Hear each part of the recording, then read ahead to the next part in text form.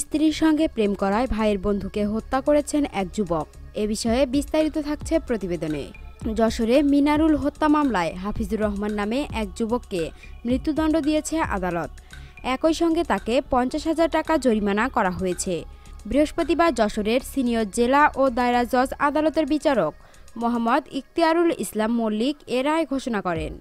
দণ্ডিত হাফিজুর রহমান যশোর সদর উপজেলার ওসমানপুর গ্রামের চান্দালি মোল্লার ছেলে। নিহত মিনারুল একই উপজেলার সালতা গ্রামের সদর আলী মোল্লার ছেলে। আদালতের পিপি এম ইদ্রিস আলী জানান, হাফিজুর একটি বেসরকারি প্রতিষ্ঠানে কৃষি বিভাগে কাজ করতেন।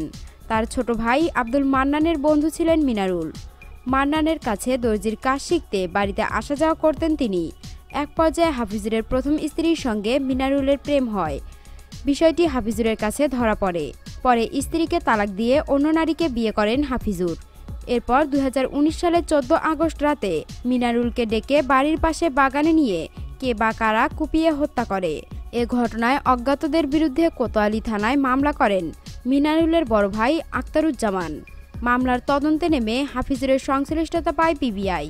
পরে তাকে আটকের পাশাপাশি ব্যবহৃত দা উদ্ধার করা হয়। 25 আগস্ট আদালতে শপথ করলে হত্যার কথা স্বীকার করে আদালতে জবানবন্দি দেন হাফিজুর। একই বছরের 7 ডিসেম্বর তার বিরুদ্ধে আদালতে চার্জশিট জমা দেন মামলার তদন্ত কর্মকর্তা। 23 জনের সাক্ষ্য গ্রহণ শেষে বৃহস্পতিবার আসামির উপস্থিতিতে এ রায় ঘোষণা করেন বিচারক।